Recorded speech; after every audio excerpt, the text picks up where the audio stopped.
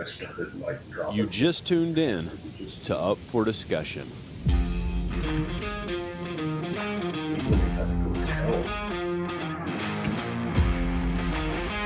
Why is this not working? I'm not saying I'm going to. I'm really more better to do this.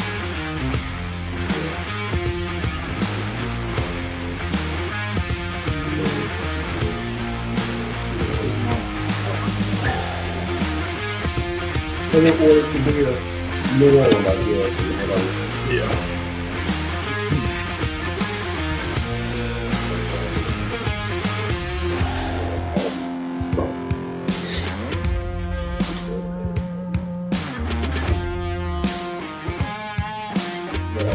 I will say, well, you know, yeah, but if you know, you have to make it part of it. Yeah.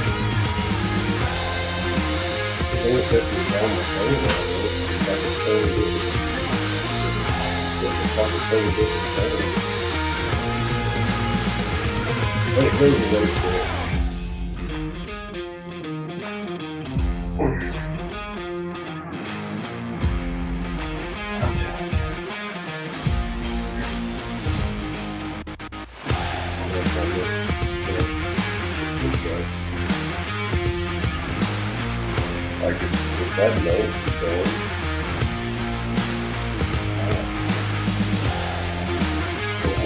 if that note is going on, you know,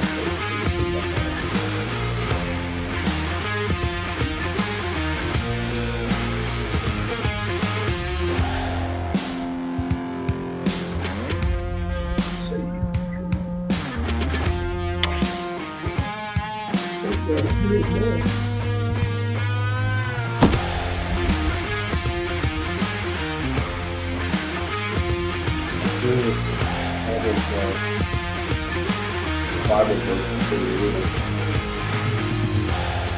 little slims, the little folded on the hands, you know, probably talking about laziness and like,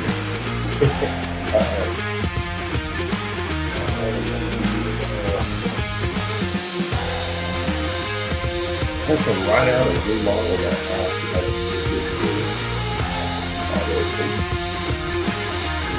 things walking out there. That moment of discussion. Stupid. Yeah, that's why they drop out. I don't know why they care. Because it's not making it.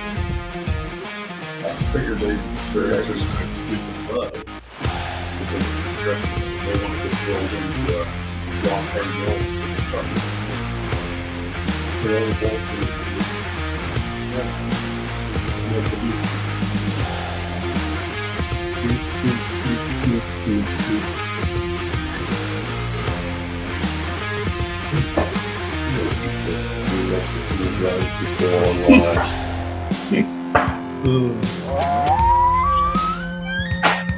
Woo!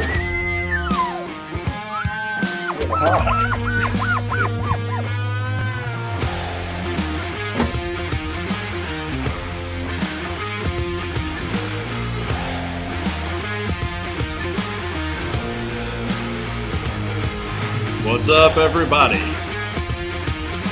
We'll be live here in 32 seconds. Technically, we're live now. I've been alive for a long time.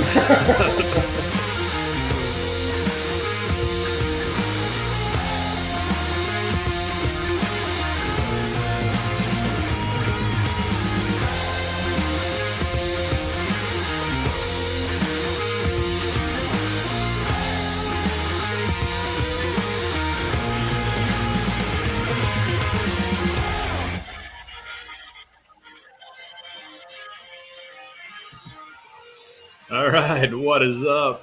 We got good audio. You're gonna find out here in just a second, aren't you? We are here, episode 58, the one that stands out. You got me? Yeah, Yeah. there you are. All right. We're hot. So the one that stands out tonight, we're going to be talking about the hunts that stand out the most to us and the things that that basically make those hunts stand out. We were talking beforehand. I'm going to start out by eating this Three Musketeers. We were discussing what is it that makes a hunt memorable, and so we're going to talk about those things tonight, the things that make them memorable, and also talk about the ones that for us are the most memorable. We got Kyle Martin watching. We've got some others watching, and give us a thumbs up if you are on, and let us know that you're tuning in. This evening, Lathan, what do you think? Before we get started, let's just do all the provisional stuff that we need to do.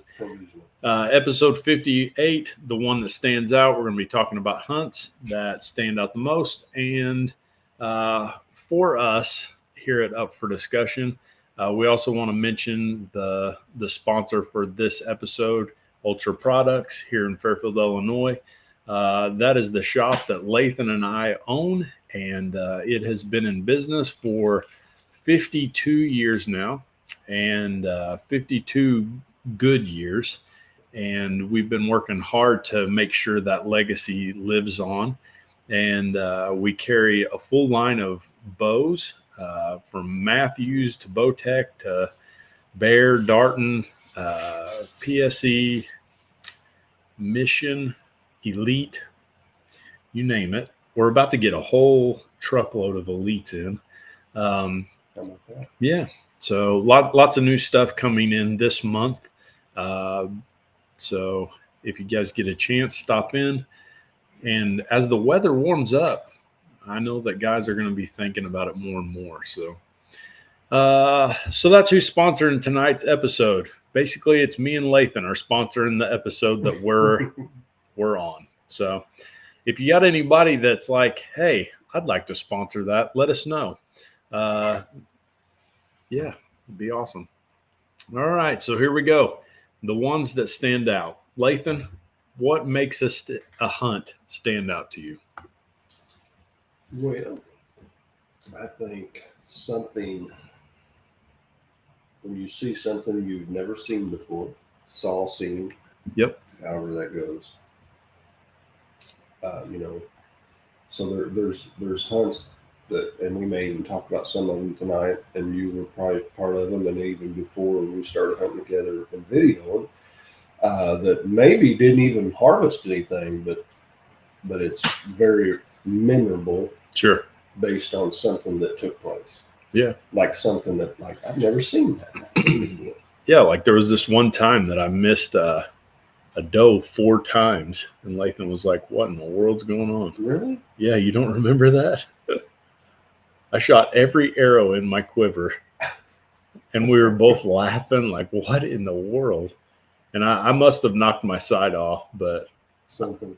in the stand, I was convinced that I was just missing, punching it or something. Yeah. I don't guess I remember that for sure. Yeah. She would not leave. So What stand was you in? We were up in the northwest part of the county.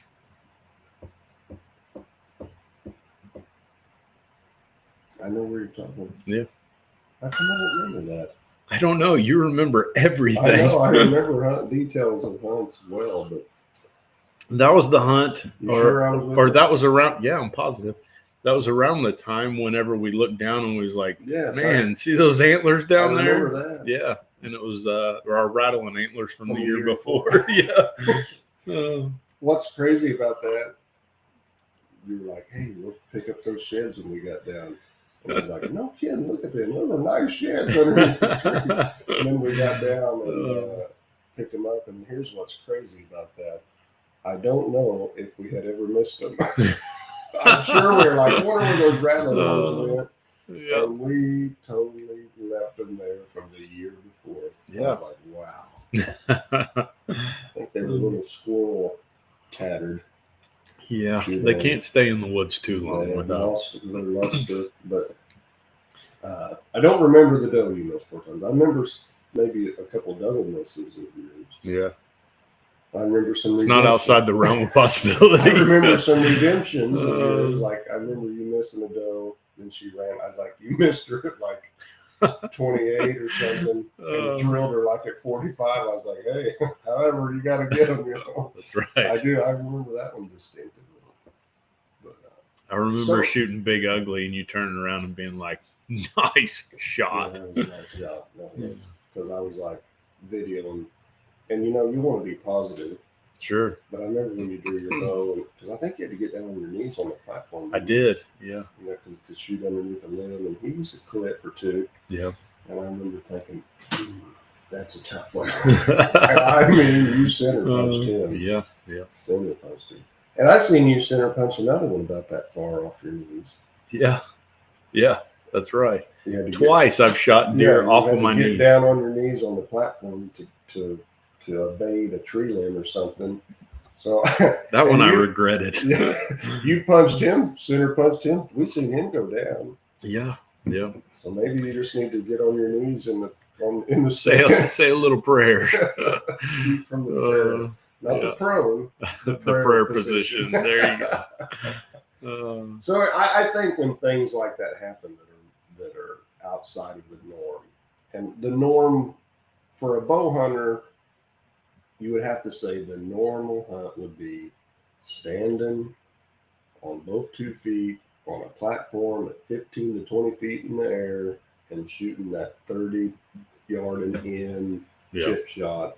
That's so normal. Now, it could be outside of normal if it's some huge deer that you've been hunting for 2 years or something like that, could make it more memorable.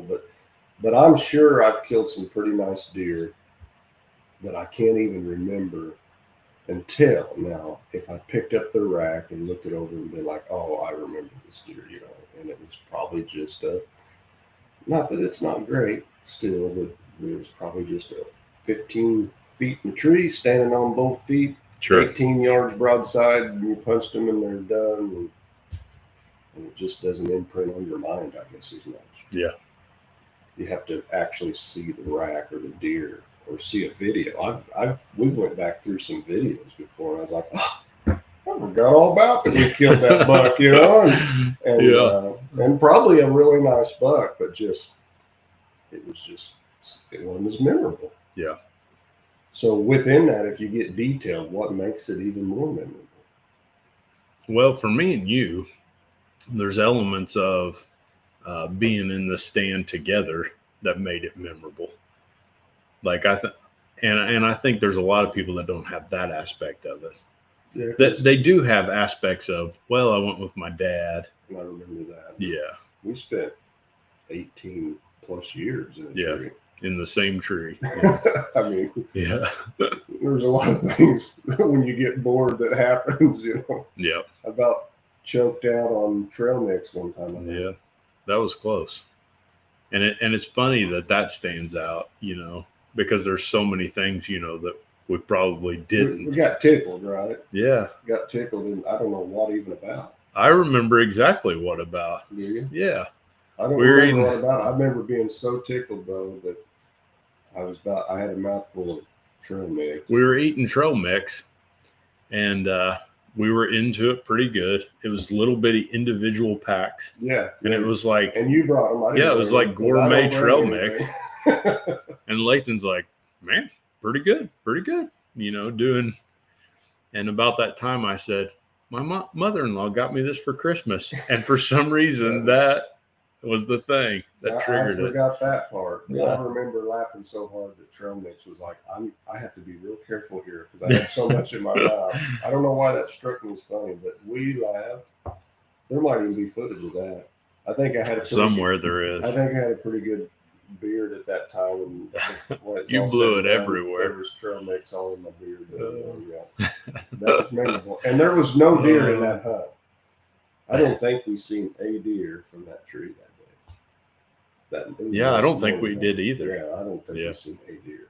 It was a dry hunt, but we got tickled, and it became a memorable. It became easy to remember. For me, some of the ones that have stood out the most are ones where I've done something dumb too. Like where, Yeah, you that's know, a good point. 'Cause how many times have I fallen in the creek or Yeah, that's a good point. Dumb things imprint on you, don't they? they seem to. Yeah, you took several dives. Yeah.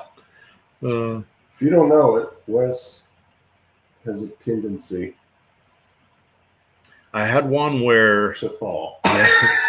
I had one where I hiked a long ways in and it was bone stinking dry that day. And I was like, I am going to die if I don't get something to drink. And I had one of my bottles that was one of those filter bottles. Right. And I was like, That we take out that. yeah, I'm not kidding. It was so bad that I was like, I'm going to drink my own urine if I have to. That's how bad it was. That's pretty bad. And I've not quite been there. I thought, well, I'm here next to Dry Fork and I'm going to drink Dry Fork.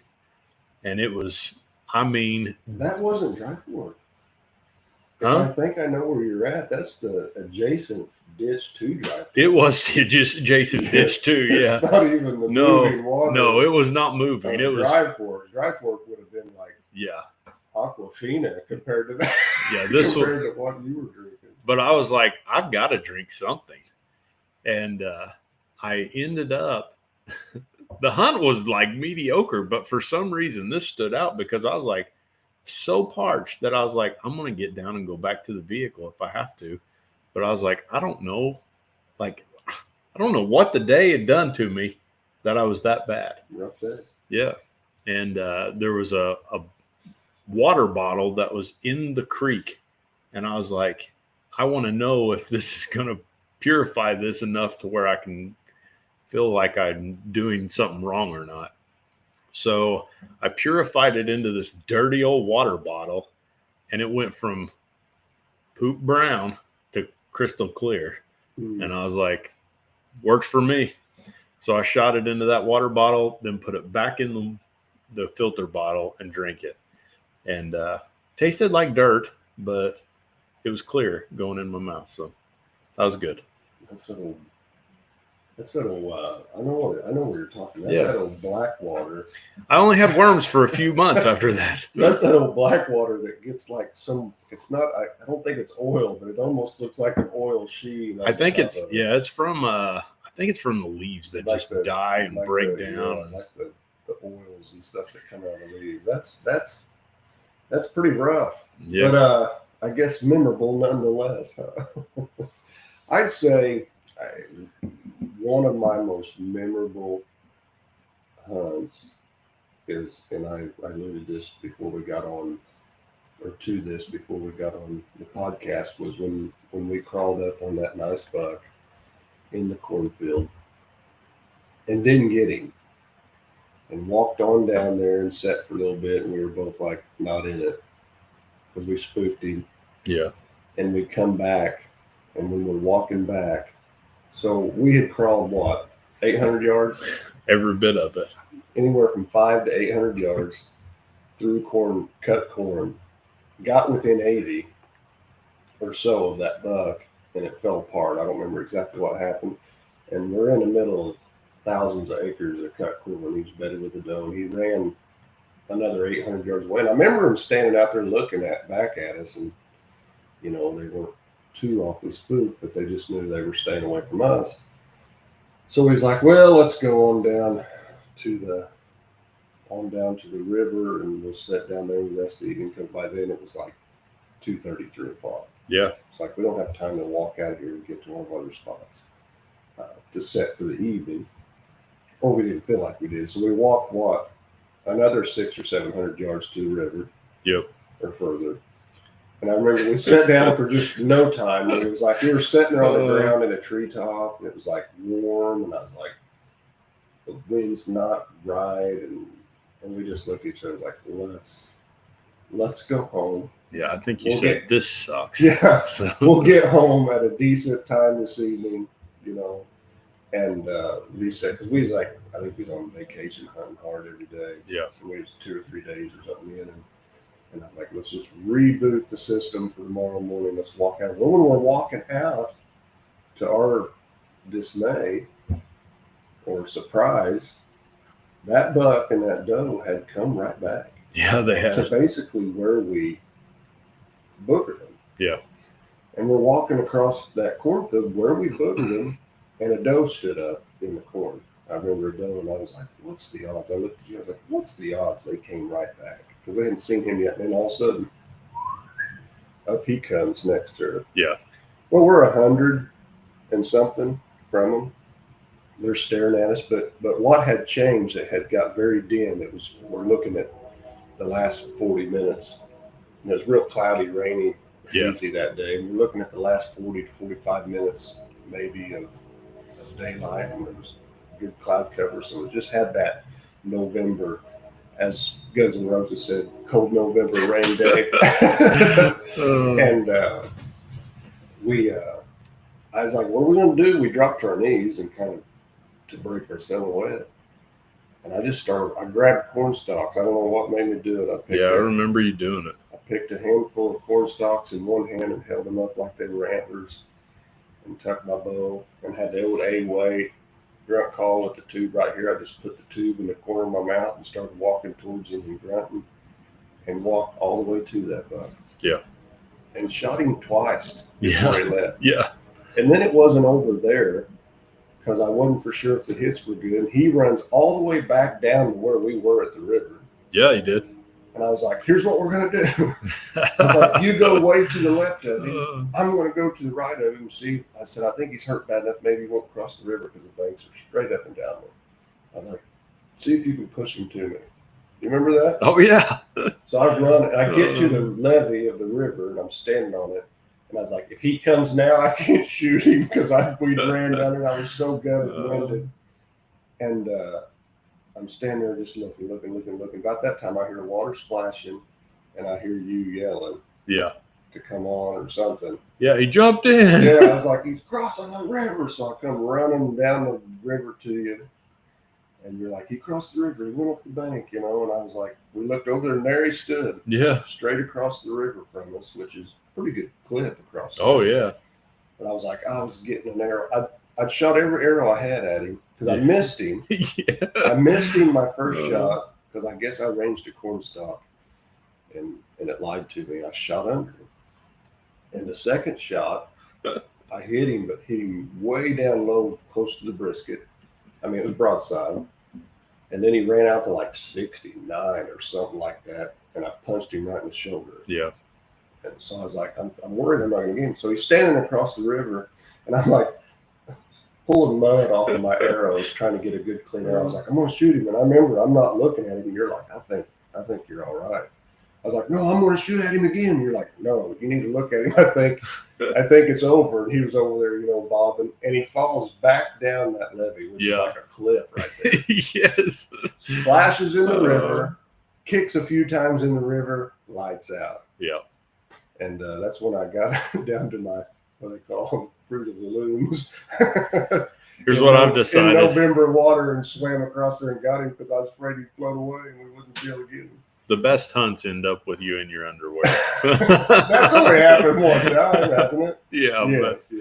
I remember Bart Lawhorn used to tell of a hunt where he said it was so hot that he just hunted in his underwear. Do you remember that? I think so. Was they antelope hunting? I think so. They were out in Wyoming or something. I ain't walking around in that August. sagebrush stuff in my underwear. But. Well, I think he said he got in the blind. That's right. He was in a blind over a water hole. It was like 110 degrees. And he's like, man, I just stripped down and sat in there in my boxers in the blind. That's that funny. was a memorable. That's one of my most memorable. When you shot Ted was memorable too, and it was a very similar scenario. Ted was memorable. Ted was memorable because we watched him so long, so much, and we were so familiar with him. Yeah, and we had him we had him on the ground close, and he was just outside of range, And worked around we us. could basically only hunt him of an evening. Yeah. And I remember every evening we were taking turns that we could go. Yeah. And I was like, he gonna kill him for sure tonight. And then you wouldn't get him. Then it'd be my turn. And I'm sure you were thinking, oh, he's gonna kill him tonight. One of us going. Well, we had patterned him so well. Yeah, Like we we'd see him. knew He where. just slipping through the cracks all the Yes, time. absolutely. And I went one time Christmas evening because we had absolutely nothing going on. And you couldn't go. And I went in there and I sat. And I mean, he came right up to the slough on the other side. So Yeah. I think I got footage of him. I had the camera all set up. And I was like, he just got across the slough. And he never did. I was like, And then finally, because we were running out of time, Yeah. I think I killed him, January? That was that was the year you almost lost your life too. Yeah, I hung upside down. Yeah, out of that tree. Yeah. We were trying to really climb high to get out of his eyesight Yeah. because it was late season, and Lathan went, gosh, it had to have been 30 feet high. It was extraordinary high. Yeah. I generally never go that high, but we just talked about it. It was like, let's go way up. Yeah. Because we'd had a lot of does looking at us. Well, and that ended up being the thing I think that got him killed, is because we went so high that we were past the point that he was looking for it. Yeah. So And it also caused you to shoot the way you did. yes, I hit him perfect, but I should have shot way up by the backbone. Yeah. Yeah, because he was only, 12 yards when he did come in that evening. And we went in there, remember the wind was wrong. And I was Yeah, like, we were just- expecting him. we said He'd always he come was from. always coming from the north. Yes. Moving south, and the wind was wrong. It was like, we got to hunt it. We just got, because we had a few days of season. He literally came from where we walked. came in. Yeah. Yeah. And we hadn't been there 20 minutes. Weird. It's like Memorable. He was what it was. He was better than that Milo. Yeah. Milo, and we walked right past that dog. Is what we did. Yeah. But anyway, that is memorable. Because then I hit him. I one-lunged him, and remember he We went back the following morning. We gave him plenty of time. Yeah, and that rascal was still alive. Yeah. We went in, and I was like, how did that play out? We tracked and found a bed. And he went on that peninsula that the river made a big peninsula out there. Yeah. And we found a bed, and remember there was no blood after that bed. And we were like, man, I was upset. I was like, I can't believe I blew it on that. And you're not even a monster, but we just Pretty nice deer. good buck, Yeah. good buck. But we worked so hard, and he's an old buck, Yeah. obviously, big old, gray faced old buck, and I was like, and so anyway, he was on that peninsula. So we thought, well, we know that peninsula is not huge; it's 13 acres, Yeah. or something like that. We're like, let's spread out and walk it. He surely didn't get off this peninsula.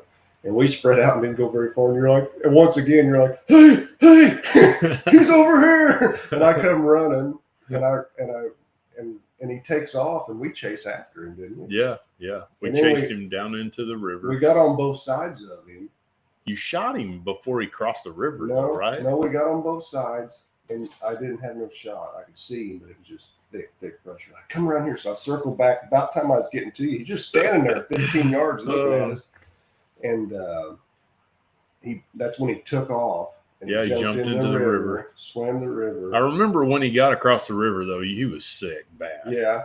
And I remember him, he was just all, he had a big old hole right in his side. And I mean, it was a long. But it was just I hit him midway Yes. up, and we're 30 we were foot up. so high. I should have. It came out the bottom side of his Yeah, brisket. it didn't even come out the other side of him. Yeah. But it still was rocked me that he was still alive. That was crazy. But anyway, he's like, I remember being gutted because we were running or winded real bad. Yeah. And I ranged him like at 60 something. And you're like, man, that's a poke. And I had I'll never forget, I had that Athens Roman bow. Yep. Romans whatever bow. Yeah. Roman 7 or something like No, it. something 12. Romans 12. 612 maybe? 612 bow by Athens. And an Exodus broadhead. I can remember all my stuff, and a carnivore arrow, ranged him, and I just took a big deep breath and shot. I mean, pinwheeled him that Oh time. yeah, And I remember it went all the way through and stuck in the dirt in the dirt. bank because the bank was straight up behind him. He was standing right on the edge of the water. I was like, and he just fell back in the water. He might have never made it out of that river, but I remember being behind the camera like, he did it. he did That's memorable. Yeah. It is memorable. Yep. This deer back here was pretty memorable too. Whenever you killed this one, Yeah. that was memorable for me. I mean, we hadn't seen anything that day. And was it, what were we going to? Oh, it was the night of voting. That's what it was. Yes. Yeah. Yeah. And we had to get down to make It sure was we the made it It was the to. primaries for Trump, wasn't it? 2016. That's right. Yep. But it wasn't the main, but it Yeah. was the, yeah. Yeah. And we had to get down in time because we weren't going to make it to the polls To in the time. polls, and it was pouring rain. You need Just- to just call him Trump. Trump. That's who I voted for. In the primaries, did you? I did. Yeah. I No did. kidding. I did not. I did. You know. I think I was telling somebody this story the other day. I said, always vote my heart. And obviously, I'm going to vote for a platform that is not going to kill babies and stuff like that, or is more against it anyway. Sure. And all those other things morally that I stand for. But I was telling somebody this story because who was the big runner next to him? Probably on that was Cruz. That's who I voted for. Yeah. Ted Cruz. I think that's who Kristen voted for. And I think that's who we were going to vote for because, he was the closest thing to what we thought our belief system would marry up to. And I remember I walked in there with that ballot and I looked at those and my heart said, vote for Trump. Yeah. I was like, all right. Didn't know much about him. I just knew he was a TV personality and a rich guy. And I did it. But anyhow, here's my thing. I wanted Trump to win, but I was like, I don't want to waste my vote Yeah, because in the primary, our vote actually counts here. yeah. And you wasted it. Well, I did. My thought was, Remember I that don't want to song? waste it. Yeah. So, Remember that song? Listen to my heart. But anyway, that was that evening, yeah, and that's memorable on that. And I do remember that. It's memorable in the fact that my first deer is a Boone Crockett buck. yep, I don't mean everything, but it means a little bit. It's a pinnacle you cross over, as far as size. And it was pouring rain. That made it a little more memorable. absolutely. Because I think I literally in the interview, I remember my interview saying, it's a good thing the Lord made us waterproof yeah, because we would be wet all the way to our insides, But pouring rain, no deer, hadn't seen any deer. none. Had the Dave Smith decoy set up, Yep, and he come from a direction that I would think a deer would come from, but I just wasn't looking that way. And I remember, like it was just, I remember you saying, oh my gosh, dude, a monster. I was like, where? You know how you do, where? Right behind us, coming out right behind us. So I'm thinking way down towards that corner yeah, where where that sighting comes from. sure, And when I turn around, he's 30 yards or so, yeah. walking out all stiff, posturing, coming to the decoy. Oh, And I couldn't have told you if that deer had 8-10 points. I remember even thinking, did he even have the other side as I pulled the trigger? Because all I could see was it sticking way off his head, and it was dark and chocolate. And I was like, that's a big deer. And shot. And hit him high. yes. Hit him like a high lung. And he ran out mid-50s. He hit him high lungs, and I seen right where my fletchings disappeared. And I was like, oh, no. In a pouring rain, I was like, that could be a high lung, could be hard to find. And he ran out there close to 50. I don't think he was over 50, was he? I think he was. Well, whatever he was, I didn't even move my pin. I got a roaming sight, Yeah. slider, had it at 20. I just knocked an arrow, turned around. I remember setting the fletchings probably on the white patch because he's facing me. Because Yeah. he ran around the decoy and stopped. He's like staring at the decoy. Yeah, he thought the decoy had hit him or something. Yeah, and I dropped that thing right in the sweets right there. And we seen him Oh, pile. in the woods, You- and you're you like, can "What see- did you do? What did you do?" You can see in the footage that it's just pouring out of him Yeah. before you ever shot. Like he was going to be done. But, yeah, but he, they go a long way. but whether you I know. find them, you Yeah, know, pouring rain, Yeah. get out of sight. It's just that sick feeling of thinking he's going to get out of sight, and we're not going to have any blood trail because it was literally Yeah. pouring rain. But that was exciting. I remember you leaning into the tree and you were like, it was almost like you were hugging the tree for a second. And you were like, I think I held my breath too long or something. I was about to pass out. Yeah. I do on those big deer. I lock down. Yeah. When I'm Man. getting ready to shoot them, I go into that zone and lock down. And my mom explained it to me being a nurse. There's a nerve artery type thing in your spine called a vagus nerve, I think. Vegan something nerve. And they said you can. The vegan nerve. I don't think it's vegan. I think it's vagus or vagus or something like that nerve that you can suppress it literally to the place where you pass out. Hmm. And that's I interesting. think it has a little bit to do with people standing and passing out. Yeah. They stand there in that Yeah. You can lock your knees and make yourself in pass this out. suppressed way and make yourself. And I've done that 2 or 3 times on some big deer where like after the deer's gone, like my head starts spinning and I get almost dizzy, like weird dizzy. Woke up on the ground. Yeah. But you know what was memorable to me when I watched the footage of that hunt, and I remember having my head against the tree, Yeah. and you were reaching down and hitting me on the shoulder. Yeah. If you look at that footage, I have another arrow in my hand. Huh. I have another arrow in my hand, and I was like, I remember watching it for the first time, seeing the footage. I was like, I had another arrow in my hand. I was like, when did I get that in my hand? So I was just repeating arms, Man, man. you got Legolas. I guess so. But anyway, that is memorable. Huh. I mean, so what makes it memorable? I guess, well, one, it's my first one that jumped over that, Yeah. 170-some inch deer, and then pouring rain, presidential election, primaries. What else? There's been a couple that we've killed that I would say it's probably one of our favorite spots, that it was a reoccurring spot we went to. And you killed a couple there that I felt like were fairly memorable. You remember that on the green patch? Yeah, we've both killed there. Yeah. Yeah. We've had lots of memories there, for sure. You shot a bruiser there. Take me to the green patch. You shot a Yeah, that one will forever live in my heart as a sad one. that Thanksgiving buck. Mm-hmm.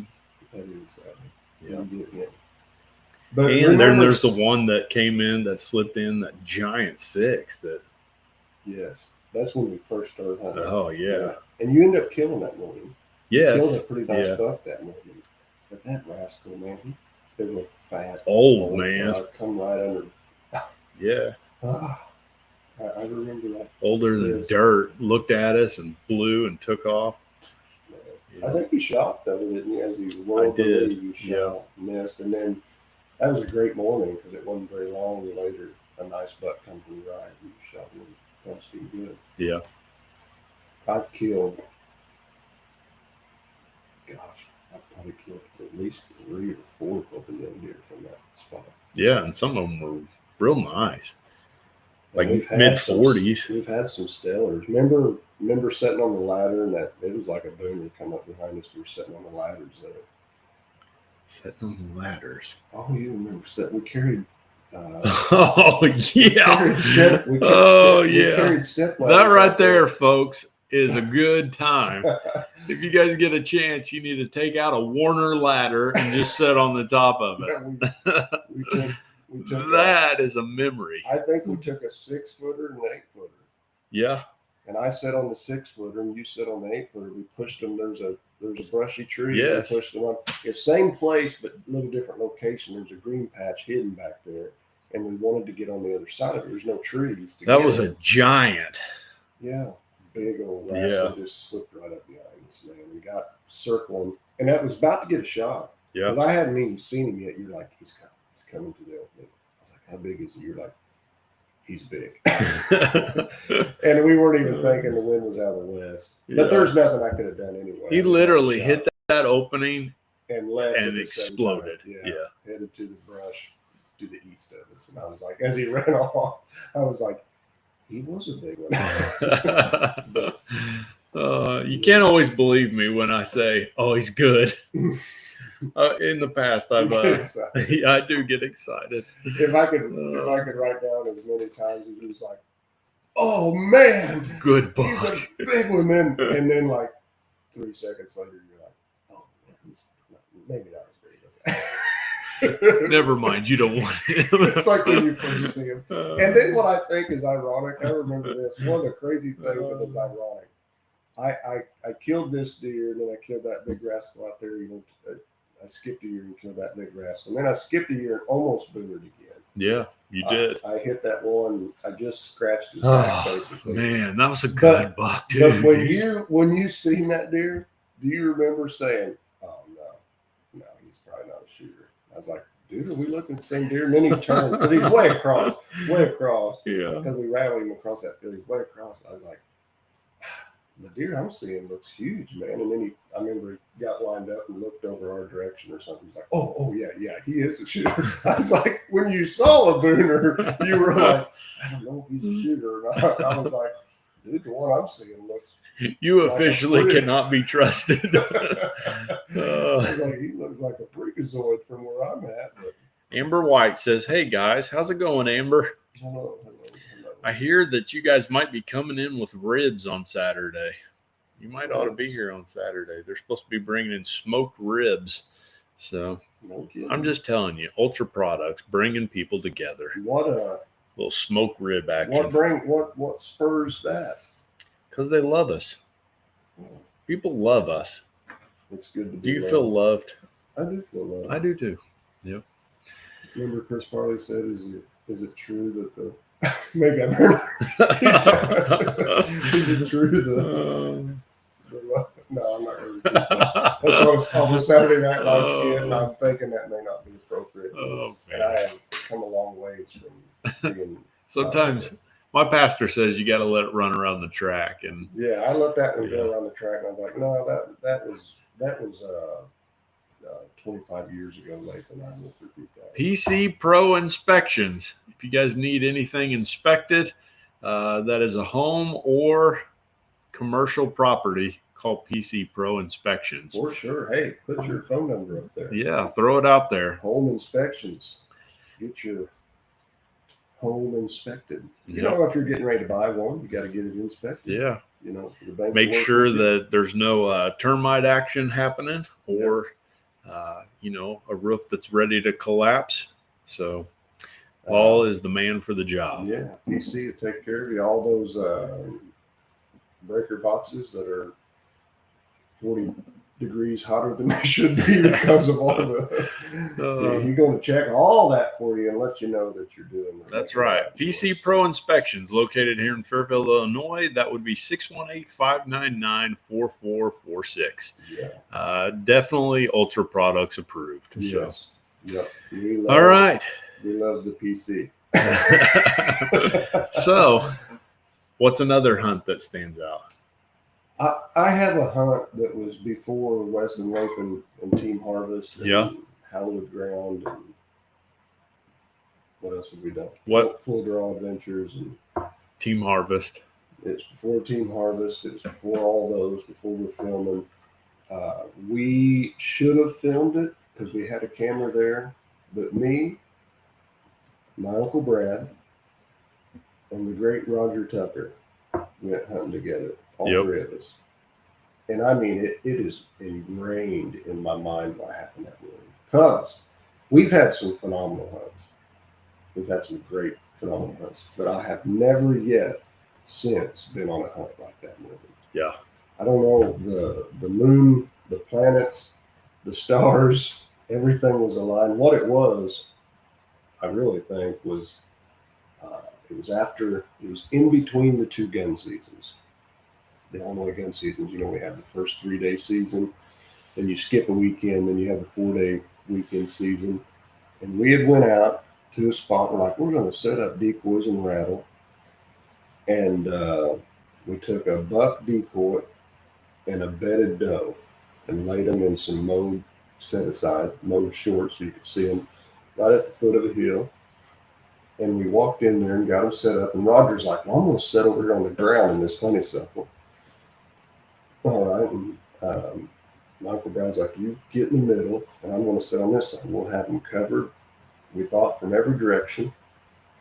And after, we didn't have cell phones or nothing, but we're sitting literally close enough we could hand signal to each other. Like, Sure. Uncle Brad was maybe 30 yards from me. Yeah. Yeah. And Roger was, maybe 25 or 30 yards on the other side out in this honeysuckle little peninsula stuck out in the set aside. And we'd already said right after daylight, when we can see for sure, everybody can see their pins good. Uncle Brad, I had the rattling horns. Uncle Brad's like, rattle, see if we can rattle some of these decoys. And I had already said I hadn't killed a buck that year. I said, if just a good buck comes in, Uncle Brad, in your video, he had his video camera. I was like, I'll shoot it. I rattled. Hung the horns up. I hear, the leaves coming. I was like, step for step. I was like, that's a deer. Comes in, probably 125-inch 10-point, just a nice little buck comes in. Right in between me and Uncle Brad. Man, I just pinwheeled him. He runs out there and goes down, piles up. And he was like, sweet. Everyone's like, yeah, thumbs up. And Uncle Brad just said, I heard him. He's like, hey, go ahead and rattle again. He's like, you made all that racket. Go ahead. I was like, all right. I grabbed my horns. I'm raking the tree, rattling. And I think I rattled in that morning around 6 bucks. And we rattled. I just kept rattling all morning. And bucks just kept showing up. And bucks were snorting and fighting over here in the brush next to us. And you'd see them. It was just crazy. And several nice ones. And we were there hunting a really good deer that everybody knew was in that area. Yeah. And that was why we were there, because people had seen him. I think Roger had seen him, Uncle Brad had seen him, and so we're sitting there, and I hadn't rattled for about 20 minutes. When I say rattled a bunch, I rattled until I had like arm pump in my forearms and stuff. And but none of them were giving us that shot like the first one did. But anyhow, we had seen a buck over here chasing a doe, and then a good one comes running in. You couldn't tell how good, and runs him off. And then you couldn't see him. They're like 60 yards away. And I heard, I looked down at Roger in the honeysuckle, and Roger's like, rattle again. They keep coming, keep rattling. And I pick up my horns off the limb I had them hanging on, and I'm getting, how you do, you kind of get everything centered up. How you doing? They're kind of looking around. And I hear audibly, and it's calm and frosty morning, you can hear good. I hear my Uncle Brad say, don't rattle. And I was like, I look over at him. He was this way, actually. I look over at him, and I was like, what? And he's going like that. And I look behind me, and there's like this,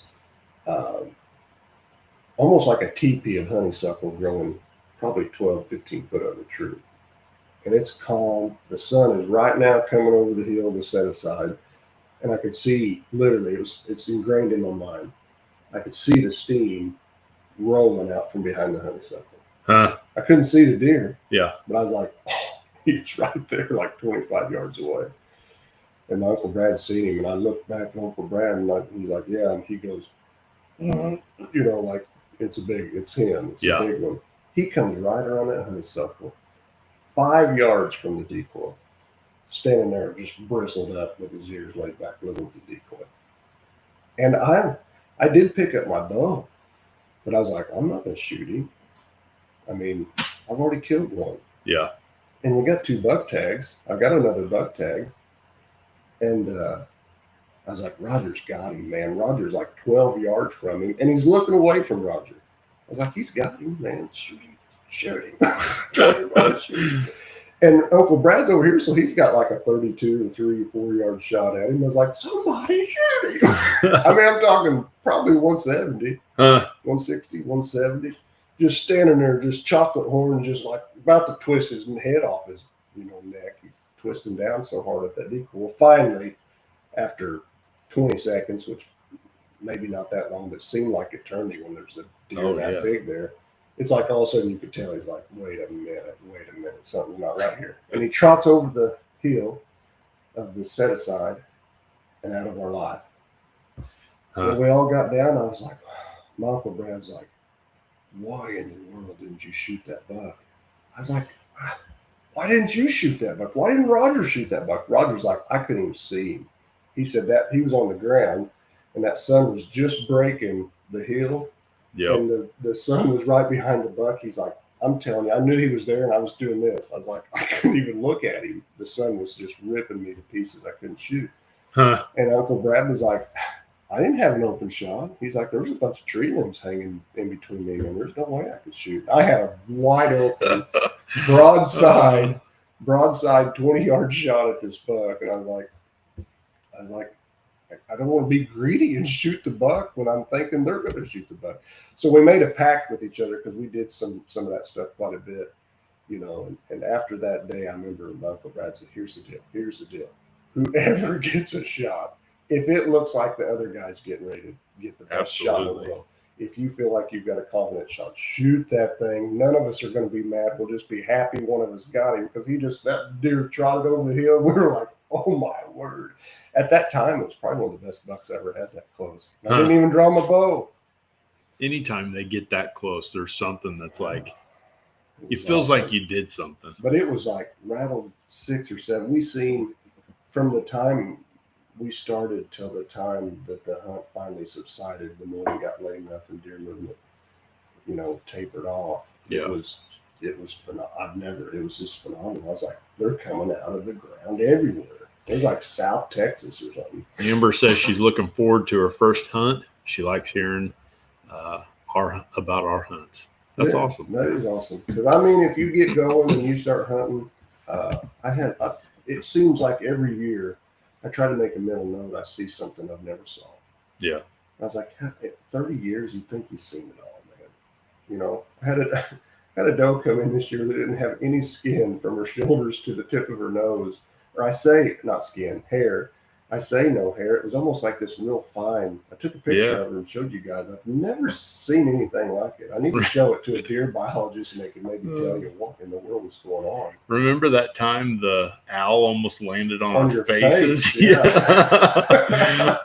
I remember turning around and the talons are coming at me. I think you could see. I think he saw your blue eyes and he thought they were something or something. Oh man! Because that was freaky, dude. Like you dived like out of the way. Oh yeah! I remember you going like that. And he's like, when he sees you move, he's like trying to put the brakes on because he realized that was awesome. That was. You were squeaking, didn't you? Yeah, because we got to where at the end of every hunt, we would squeak just to see if we could call in a coyote. And, periodically we would. So every single hunt, that's how we would finish it out. So we'd squeak a little bit. And I turned around to Lathan and I was like, well, I guess we're done. And about that time, I turned around and he was coming right at my face. Yeah, he thought he was coming for that squeak. I think he was about 4 foot away from me when I was like, ah. In that same place, I have an owl story from years ago. Yeah. I got in the stand one morning. We got to get out of here eventually. It's funny how these memorable things come to when you talk about it. Sorry about that, people. It brings it back. But yeah, it's hilarious because we were like, this is going to be a short one. We're just going to jump on here. And I was in that same place, but over in the woods. Yeah. I hate to say names, but to the east. And I was over in that woods one morning, climbed up, got in my stand, had my climber like I climbed up and got all settled. And it's dark every morning. And I kept seeing something in the dark, like 8 foot over here, eye level with me, on a limb move. And I was like, what is that? You know how you're in the dark trying to focus your eyes? And it's like I'd look at it till I was like, I think my eyes are playing tricks on me. And I just sat back and I'm sitting in the dark. Well, it's all the time slowly getting more light. I'd see it move again. And I was like, now I know I seen something move that time. I remember it's getting a little more light, and I'm about to get where I can focus my eyes on it. And I stand up and walk out to the edge of my platform, which I say walk, take a step to the edge, and lean out there trying to get closer to focus Sure. on it. And I was like, oh, I see what it is. It was one of them little bitty, I guess a screech owl, little bitty fellow, not this tall, little bitty thing. I was like, well, that's a little bitty screech owl. As I'm leaning out looking at him, and about that time he screeches right in my face from 8 or 9 feet away. And that's before the safety belt days. Which Yeah. is, Your soul left your body. yes, I like to jump out of that tree because I'm looking, and about time my eyes are like, oh, that's a little bitty owl. He goes, I was like, whoa. I about jumped out of the tree, scared. I mean, I remember sitting down, and your heart's like, doo, doo, doo, doo. I was like, wow, memorable. Yeah. So, for Amber, if you start hunting, you pay attention. That's why we love it. You will have things happen. It is the deer hunting and getting the take one every once in a while. That's the icing on the cake. But it's just all the little things that happen that you never forget. You just don't I talked to forget them. Dad, and maybe you would be like, this is not the case for me, but there's some things that have happened in me that have changed from when we first started hunting to where we are now. When I was a kid, I loved to kill. I loved shooting blackbirds and squirrels and anything I would that. say I was like that. Yeah, I mean, it was like. I lived by the motto: if it's brown, it's down. For a lot of years when I first started bow hunting. Yeah. But there's something that has changed in me to where I enjoy and appreciate the watch and the spectating. Yeah. And and I know that has to be the case with you. You spent most of your season watching. Yeah. I mean, and you were content to eat your, tag soup or whatever. Yeah. Sandwich. Yeah. And to me, I'm okay with not killing because I enjoy the watching as much as I do the killing anymore. Oh, it's wonderful to watch just a early season group of 5 or 6 dozen fawns just slipping. And I love when they come past you and they have no idea you're there. There's something about it. I know I'm not going to shoot them. I have no intentions at that point of shooting a doe or a fawn or whatever. And it's like you see them coming, but you go into hunt mode. Sure. Because you're like, all right, this tree or something, to make sure you're not just, stuck out like a bump log or something like that. Try to make yourself elusive. And then to see them come by sometimes 12 and 13, 14 yards, and they never look at you, and they never have a clue, and they never smell you, they never spook. There's just something cool about that to watch them. It's like they have no idea that I was here. I had the solid white doe come in this year. That was pretty cool. Yeah.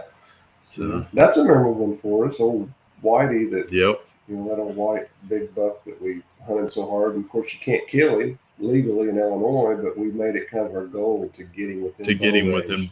We decided that if he gets in bow range and is there for any sort of time, we're going to deem that as a kill in our book. Yeah.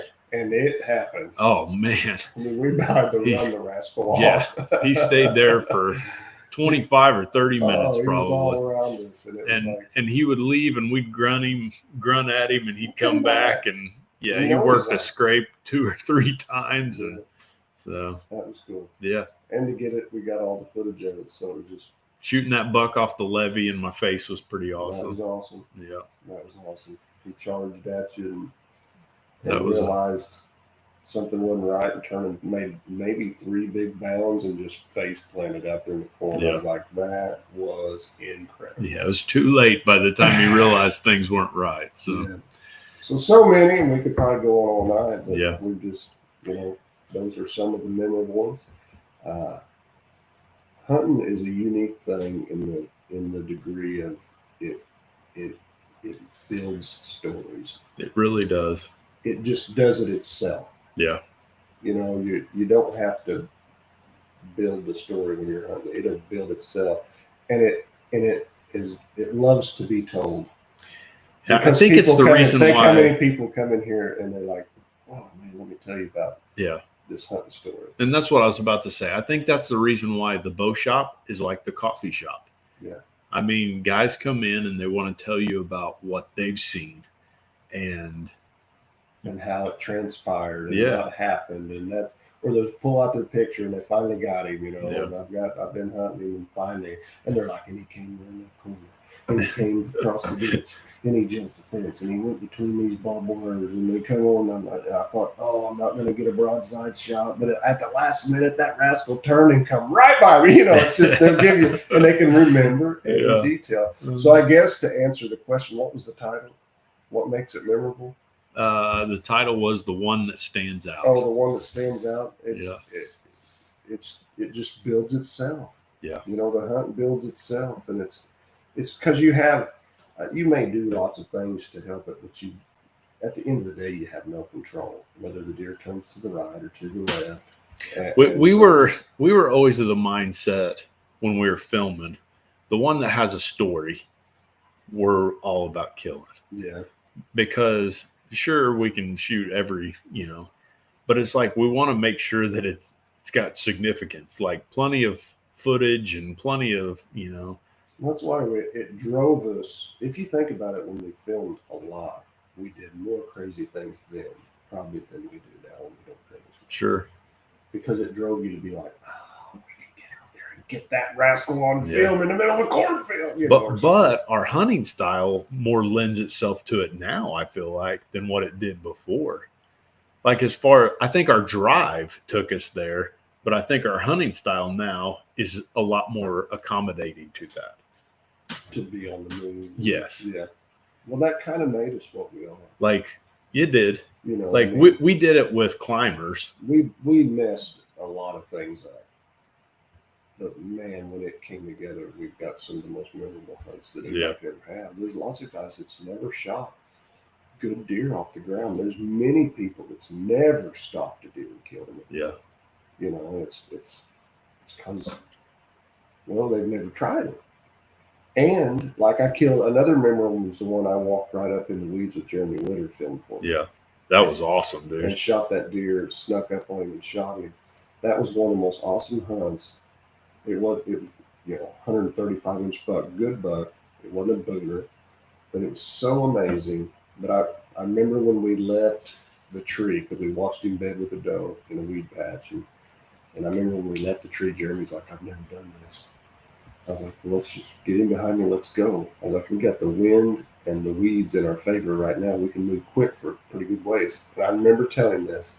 I said it very seldom ever works. Meaning, there's a real good chance we're not going to kill this deer. We're going to spook him or something. I said it very seldom ever works. I remember telling this, but when it works, it's awesome. Yeah. I mean, it's the most memorable thing you ever do. And we walked. I didn't even know where he was at. I knew he was right there. And I just finally raked a tree and grunted, and he stood up, and he's 13 yards from me. We've had it happen several times over the years. Yeah, and shot him at about 7 yards on the ground. I was like, sweet. That 10-pointer that I had at 18 yards a few years back and could not get him to stand up. Oh, that was awesome. That's some of the best footage I've ever filmed. Yeah, it was phenomenal on your ground part. Hunting, because I was like, sometimes things happen. You're like, we didn't get much. Like the one that charged you. Yeah. Didn't get much footage that buck. What footage happened was amazing, because it's like, he's going to run you over. Oh no, he's going to run away. Now he's doing end over ends in the cornfield. That one was what, an hour?